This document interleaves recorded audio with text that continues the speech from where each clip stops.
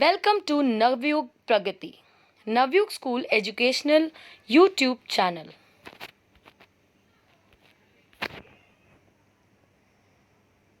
I will be talking about halves and quarters, a topic of class 4 maths. And my subtopic is fractions. An introduction to fractions. I am Deepthi Kathuria, PRT, working in Navyug School, Peshwa Road. Fractions.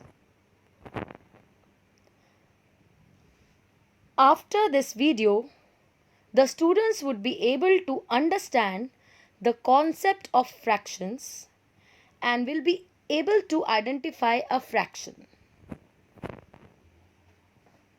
Sharing is caring. Sharing करना caring के समान है. पर जब हम chocolate share करते हैं तो हम वो शेयर नहीं करना चाहते, है ना? देखिए, ये एक पिज्ज़ा है. ये कुछ पार्ट्स में डिवाइडेड है, बटा हुआ है. अगर हम सबको बराबर पार्ट नहीं मिलेगा तो हमें बुरा लगेगा ना, है ना? अब ये फ्रैक्शन में डिवाइड हो गया, पार्ट में डिवाइड हो गया, आधा आधा. ये बन गया हाफ पिज़्ज़ा. और कितने पार्ट्स हो गए? 2 पार्ट्स.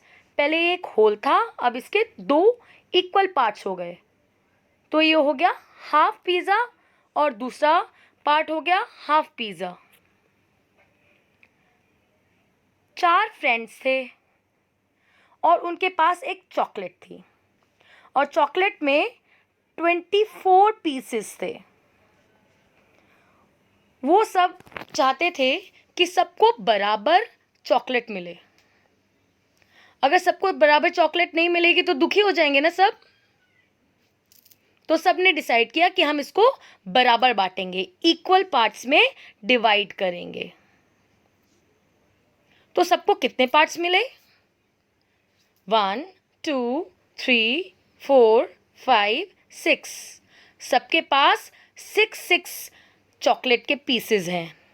इक्वल हैं, बराबर है ना सबके पास? Yes, they are equal. And the whole was 24. पूरी चॉकलेट थी 24 पीसेस की. और अब सबके पास हैं 6 pieces each. Fraction is a part of a whole. Fraction एक पोर्शन होता है, पार्ट होता है एक होल का, एक पूरे का. और ये ध्यान रखना कि ये इक्वल पार्ट होता है. जो भी पार्ट्स हम डिवाइड करेंगे एक होल को, जिस भी पार्ट्स में, वो इक्वल होने चाहिए, बराबर होने चाहिए. नहीं तो वो फ्रैक्शन नहीं कहलाएगा. फ्रैक्शन को हम कैसे लिखते हैं? Fraction is written as a/b. The line between a and b can be read as upon. Fraction का 2 पार्ट्स होते हैं. एक ऊपर वाला पार्ट, उसको कहते हैं टॉप, और दूसरा बॉटम. और इसकी प्रॉपर जो वर्ड है जिसमें हम कह सकते हैं वो होता है न्यूमरेटर बाय डिनोमिनेटर. जो ऊपर वाला पार्ट है फ्रैक्शन का उसको हम न्यूमरेटर कहते हैं, और जो नीचे वाला पार्ट है फ्रैक्शन का उसको हम डिनोमिनेटर कहते हैं.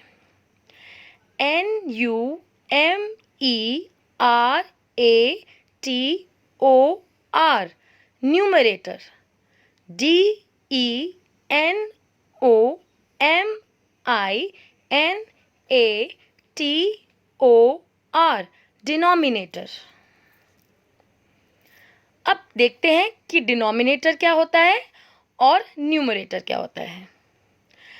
The denominator tells us how many equal parts the whole is divided into. Denominator होता है जब हम होल को इक्वल पार्ट्स में डिवाइड करते हैं तो जो टोटल नंबर ऑफ पार्ट्स होते हैं वो हमारा डिनोमिनेटर होता है. The numerator tells us how many such pieces are considered. मतलब उसमें से जो भी हम कंसिडर कर रहे हैं पीसेस, वो ये भी हो सकता है कितने शेडेड पार्ट हैं, वो ये भी हो सकता है कि अगर पूरा पिज़्ज़ा 6 पार्ट्स में हमने डिवाइड किया तो और मुझे उसमें से 2 पार्ट मिले, तो न्यूमरेटर में आएगा 2 और डिनोमिनेटर में आएगा 6, मतलब मुझे 2 पार्ट्स मिले 6 में से। तो the fraction of the pizza I got is 2/6. Let's draw a rectangle and divide it into 2 equal parts. हमने एक रेक्टेंगल ड्रॉ किया और उसको 2 इक्वल पार्ट्स में बांट दिया। अब नीचे देखिए, द रेड पार्ट, अब हमने उसका एक पार्ट रेड कलर कर दिया। What is the fraction represented by the red portion here? The fraction of the red portion, the red part is 1/2, क्योंकि हमारे जो इक्वल पार्ट्स हैं टोटल कितने हैं 2, तो वो हो गया हमारा डिनोमिनेटर। और कलर्ड पार्ट कितना है, रेड पार्ट 1, तो हमारा फ्रैक्शन हो गया 1/2। और एग्जाम्पल लेते हैं, एक और एग्जाम्पल, इसमें हमारा रेक्टेंगल 2 पार्ट्स में डिवाइडेड है, 2 इक्वल पार्ट्स में डिवाइडेड है और एक पोर्शन है ब्लू कलर का। तो what is the fraction of the blue colour? It is 1/2, क्योंकि टोटल पार्ट्स थे 2 और उसमें से हमने ब्लू कलर किया 1। एक और एग्जाम्पल लेते हैं। अब जो दूसरा रेक्टेंगल है उसमें हमारे टोटल पार्ट्स कितने हैं, 1 2 3 4 5, टोटल पार्ट्स है हमारे 5।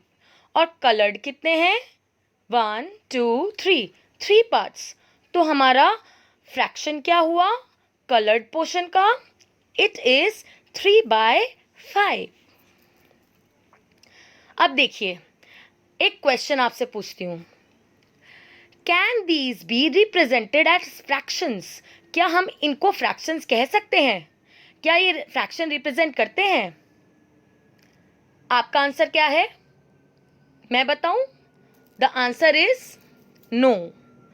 अब देखिए क्यों नहीं, क्योंकि ये इक्वल पार्ट्स में डिवाइडेड नहीं है, कुछ पार्ट छोटे हैं और कुछ पार्ट बड़े, तो हम इनको फ्रैक्शंस की तरह नहीं लिख सकते। चलिए अब आपसे कुछ क्वेश्चन पूछते हैं। Right the fractions for the shaded portion of the given figures. In figures के जो शेडेड पोर्शन हैं उनके लिए फ्रैक्शन लिखिए। अब देखिए, फर्स्ट फिगर जो है उसका कितने टोटल पार्ट्स हैं, 2, और कितने शेडेड है, 1, तो फ्रैक्शन हुआ 1/2। नेक्स्ट फिगर देखिए, टोटल पार्ट्स कितने हैं, 5, और कितने कलर्ड है, 1, तो फ्रैक्शन हुआ 1/5। नेक्स्ट फिगर देखिए, टोटल पार्ट्स कितने हैं, 5, और कलर्ड कितने हैं, 3, तो हमारा फ्रैक्शन हुआ 3/5। नेक्स्ट देखिए, टोटल पार्ट्स कितने हैं, 9, और कलर्ड कितने हैं, 8, तो हमारा फ्रैक्शन हुआ 8/9। नेक्स्ट पार्ट देखिए, टोटल पार्ट्स कितने हैं, 7, और कलर्ड कितने हैं, 4, तो हमारा फ्रैक्शन हुआ 4/7। और नेक्स्ट क्वेश्चन देखते हैं, टोटल पार्ट्स कितने हैं, 6, और कलर्ड कितने हैं, 4, तो हमारा फ्रैक्शन हुआ 4/6। और देखते हैं, टोटल पार्ट्स कितने हैं, 6, और कलर्ड कितने हैं, 2, तो हमारा फ्रैक्शन हुआ 2/6। नेक्स्ट देखते हैं, टोटल पार्ट्स है 4 और शेडेड है 1, तो हमारा फ्रैक्शन हुआ 1/4। अब लास्ट वाला देखते हैं, टोटल पार्ट्स कितने हैं इसके, 3, और कलर्ड कितने हैं, 2, तो हमारा फ्रैक्शन हुआ 2/3। अब आंसर्स चेक करते हैं अपने,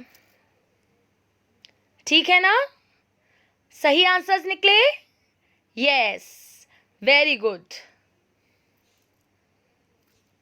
थैंक यू।